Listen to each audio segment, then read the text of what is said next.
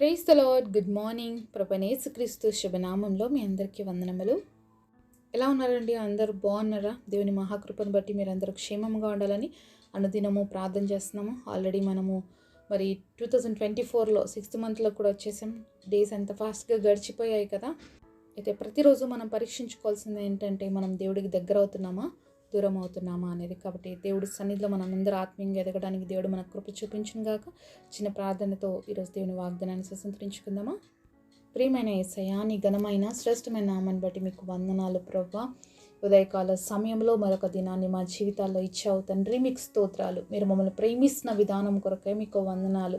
అనుదినము మమ్మల్ని సురక్షితముగా నీ రెక్కల క్రింద దాచి కాపాడుతున్నందుకే వందనాలు ప్రభువా. మా ఆత్మీయ జీవితానికి కావాల్సిన విలువైన నీ మాటల చేత మా అందరితో మాట్లాడి దర్శించమని ఈ నామములో ప్రార్థిస్తున్నాము తండ్రి, ఆమేన్. ఈరోజు దేవుని వాగ్దానము కీర్తనల గ్రంథము 139వ అధ్యాయము 17వ వచనం. దేవా, నీ తలంపులు నాకెంతో ప్రియమైనవి, వాటి మొత్తం ఎంత గొప్పది. Psalms chapter 139 verse 17. How precious also are the thoughts unto me, O God, how great is the sum of them. దేవుడు ఇచ్చినటువంటి అద్భుతమైన మాట కొరకు దేవుడికి సమస్తమైన మహిమ, ఘనత, ప్రభావము చెల్లును గాక. ఆమేన్.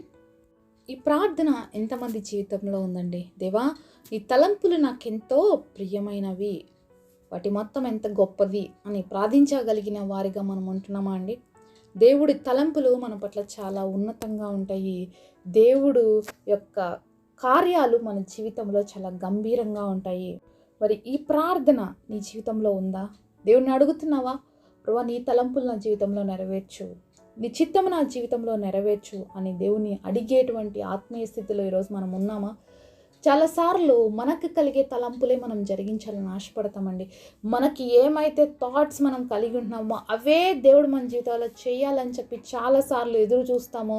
అవి దేవుడు చేయకపోతే దేవుడు నా ప్రార్థన వినట్లేదు, దేవుడు నన్ను ప్రేమించట్లేదు, నేనంటే దేవుడికి ఇష్టం లేదని చెప్పేవారుగా ఉంటున్నాము. కానీ దేవుడి మాటలు విని నేను ఆ ప్రకారముగా జీవిస్తున్నానా, లేకపోతే దేవుడికి సన్నిధిలో నేను ప్రార్థన చేస్తున్నాను కదా, ఆయన నా జీవితంలో ఆయన చిత్తం జరిగించాలని దేవుడు కార్యాలను చూడగలుగుతున్నానా అని పరీక్షించుకునే వారిగా ఉంటున్నామా, లేకపోతే దేవుడు నా ప్రార్థన వినటం లేదని చెప్పేవారుగా ఉంటున్నామా అనేది ఈరోజు మనము ఆలోచించాలి. మనం చేసే ప్రతి ప్రార్థన దేవుడు వింటాడండి. అయితే ప్రార్థనకి జవాబు అనేది మనం చేసిన తర్వాత ఇచ్చేస్తాడు దేవుడు. కానీ అది మనం చాలాసార్లు అర్థం చేసుకోలేమన్నమాట. చాలాసార్లు మన జీవితంలో ఆ గ్రహింపు అనేది మనకు ఉండదు. కాబట్టి దేవుడు జవాబు ఇవ్వలేదు అని అంటుంటాం. కానీ దేవుడు ఎప్పుడో జవాబు ఇచ్చేస్తున్నాడు మన ప్రార్థనలకి. ఎందుకంటే ఆయనకి మన పట్ల ఉన్న తలంపులు చాలా ప్రియమైనవి. ఎందుకంటే మనం ప్రియమైన బిడ్డలం. దేవుడు లోకముని ఎంతో ప్రేమించని, ఎంత అంటే ఆ ప్రేమకు పొడవు, ఎత్తు, వెడల్పు, లోతు ఏమీ కొలచలేమన్నమాట. ఎంతగా ప్రేమించాడంటే ఆయన ప్రాణం ఇచ్చినంతగా ప్రేమించాడు. నిన్ను నన్ను ఎలా ప్రేమించాడు అంటే తన రక్తాన్ని ఇచ్చి కొనుక్కున్నాడండి దేవుడు. మనల్ని విలువ పెట్టి కొన్నాడు దేవుడు. తన రక్తం ఇచ్చి మనల్ని కొనుక్కున్నాడు. ఆయన రక్తము ద్వారా మన అందరినీ కూడా పాప బంధకాల్లో నుంచి విడిపించాడు. ఈరోజు పరలోక రాజ్యానికి వెళ్ళే గొప్ప అవకాశాన్ని, అలాగే మార్గాన్ని మన కొరకు తెరిచి ఉంచాడు. ఇంత గొప్ప ఏర్పాటు, ఇంత గొప్ప తలంపు కలిగినటువంటి దేవుణ్ణి అనేక సార్లు లోక సంబంధమైన విషయాలలో మరి కార్యాలు జరగట్లేదనో, లేకపోతే మనం అనుకున్నది దేవుడు చేయట్లేదనో మనం దేవుని చాలాసార్లు నిర్లక్ష్యపరుస్తూ ఉంటామండి. దేవుడు తన కార్యాలు చేయటంలో ఎప్పుడు కూడా పర్ఫెక్ట్ అండి. మనము దేవుడి ప్లాన్స్కి మనం వ్యతిరేకంగా వెళ్ళి ఏం చేయలేం. దేవుడికి మన పట్ల కలిగిన తలంపులకి వ్యతిరేకంగా మనం వెళ్ళి ఏమీ సాధించలేం, నష్టం తప్ప. కాబట్టి ఈరోజు నీ పట్ల ఏ తలంపులైతే కలిగి ఉన్నాడో దేవుడిని అవి అడగడం మనం నేర్చుకోవాలి. దేవుడు ప్రతిదీ కూడా మనకి బయలుపరచడు, కానీ తన తలంపులు మన పట్ల ఎంత గొప్పగా ఉన్నాయో అవి అనుభవిస్తున్నప్పుడే మనకు తెలుస్తాయండి. మనం చాలాసార్లు చిన్న చిన్న విషయాల కోసమే మనం ప్రార్థన చేస్తాం, చిన్న చిన్న వాటిని ఆశిస్తాం. కానీ దేవుడికి మన పట్ల చాలా ఉన్నతమైన తలంపులు ఉంటాయి. మన పిల్లలు ఏమైనా చూసినప్పుడు చిన్న చిన్న టాయ్స్ అడుగుతుంటారు. కానీ మనకేమో వాళ్ళకి మంచి టాయ్స్ కొనివ్వాలని, లేకపోతే వాళ్ళకి బాగా యూస్ఫుల్ అయ్యేవి కావాలని, అవి ఎంతన్నా కాస్ట్లీ అవ్వచ్చు. కానీ అలాంటివి ఇచ్చిన బిడ్డని నేను అన్ని విషయాల్లో వాళ్ళు సంతృప్తి చెందాలని చాలాసార్లు ఇష్టపడతాం. కానీ పిల్లలకి అది తెలియదు కదా. వాళ్ళకి ఏది కంటికి మంచిగా కనిపిస్తే అదే కావాలనుకుంటారు. కానీ మనం ఒకటి థింక్ చేస్తాం, అది క్వాలిటీ ఉందా, వాళ్ళకి ఏం హామ్ చేయదు కదా, అది వాళ్ళు ఆడుకుంటున్నప్పుడు వాళ్ళకి మంచి చేస్తుంది కదా, ఇవన్నీ మనం ఆలోచిస్తాం. ఒక చిన్న టాయ్ని మన బిడ్డకి ఇచ్చేకే మనం అన్నీ ఆలోచిస్తే, దేవాది దేవుడు నీ జీవితంలో నీకు ఆశీర్వాదకరంగా ఉండడానికి ఏదైనా ఒక దీవెన ఇవ్వాలన్నప్పుడు ఎంతగా దేవుడు ఆలోచిస్తాడో ఎప్పుడైనా ఆలోచించామా? ఇవేం మనం ఆలోచించమండి. చాలాసార్లు మన పిల్లల విషయంలో మనం ఎంత థింక్ చేస్తామో, ఎన్నో రెట్లు మనల్ని ప్రేమించిన దేవుడు మన గురించి అంతగా ఆలోచిస్తాడు. ఆయనకి మన పట్ల తలంపులు చాలా ప్రియమైనవి కాబట్టి అవి మనం మర్చిపోకూడదు. వాటి మొత్తం కూడా చాలా గొప్పది. మనమే మన పిల్లలకి అంత గొప్ప మొత్తంలో ఇవ్వాలంటే, అంత మంచి బెస్ట్ టాయ్స్ ఇవ్వాలనో, వాళ్ళకి హార్మ్లెస్గా ఉండేవి ఇవ్వాలనో మనమే ప్రయత్నం చేస్తే, మనల్ని ప్రేమించిన దేవుడు, తల్లి గర్భంలో ఉన్నప్పుడే మనల్ని రూపించుకున్నటువంటి దేవుడు, మన కోసం ప్రాణం ఇచ్చిన దేవుడికి ఇంకా ఎంత గొప్ప తలంపులు ఉంటాయి, ఇంకా ఎంత గొప్పగా ఆయన మన పట్ల ఏర్పాటు చేసి ఉంటాడనేది మనము మర్చిపోకూడదు. దేవుడు చేసే ప్రతి కార్యం వెనుక చాలా అర్థం ఉంటుందండి. అది ఇప్పుడు అర్థం కాదు, ఇప్పుడు మనం ఊహించలేము, కానీ దాని వెనకల ఆ యొక్క దేవుడు చేసినటువంటి కార్యం, తెర వెనకల దేవుడు కార్యాలు చేస్తుంటారు అనమాట. స్టేజ్ మీద కనిపించాలని మనం ఆశపడుతుంటామో, దేవుడి కార్యాలు ఎప్పుడు కూడా తెర వెనకలు ఉంటాయి. ఎప్పుడైతే ఆ తెర వెనకల ఏర్పాట్లు చేయబడతాయో ఆ స్టేజ్ మీదకి కనిపించగలుగుతాం. అయితే మనం ముందే స్టేజ్ మీద కనిపించాలనుకుంటాం, అంటే ఏ ఏర్పాటు లేకుండా. దానివల్ల ఏమవుతుంది, ఏమన్నా మహిమ వస్తుందా? స్టేజ్ ప్రాపర్ లేకోకుంటే నువ్వు ఎంత మంచి పర్ఫార్మెన్స్ అయినా చేస్తే కూడా దానికి సాటిస్ఫాక్షన్ ఉంటుంది. కాబట్టి దేవుడు ఎప్పుడు కూడా గ్రౌండ్ వర్క్ చేస్తాడు. దేవుడు ఎప్పుడు కూడా ప్రతిదీ ఒక ప్లాన్స్ ప్రకారం ముందుగా ఫినిష్ చేసే దాన్ని మనకి చూపిస్తాడు. అంతేగాని బ్లూ ప్రింట్ ఇచ్చి దీన్నే ఆనందించు అని చెప్పడు. ఒక బిల్డింగ్ కన్స్ట్రక్షన్ చేసి నీ చేతికి ఇచ్చి నువ్వు ఆనందించు అంటాడు అనమాట. కానీ మనం ఎప్పుడు కూడా బ్లూ ప్రింట్ను లేకపోతే పర్ఫార్మెన్స్ని ఎక్స్పెక్ట్ చేస్తాం, కానీ దేవుడు ప్రతిదీ కూడా పర్ఫెక్ట్గా ఇవ్వాలని దేవుడు ఆశపడతాడు. ఆయన ఖచ్చితమైన దేవుడు అండి. ఆయన మాట ఇస్తే తప్పడు. ఎందుకంటే ఆయన ఆది సంభూతుడైనటువంటి దేవుడు, ఉన్నవాడు అనువాడు. ఆయన మాట ఇస్తే తప్పనటువంటి దేవుడు. ఎంత అసాధ్యమైన కావచ్చు ఆ కార్యాలని సాధ్యం చేసి చూపిస్తాడు.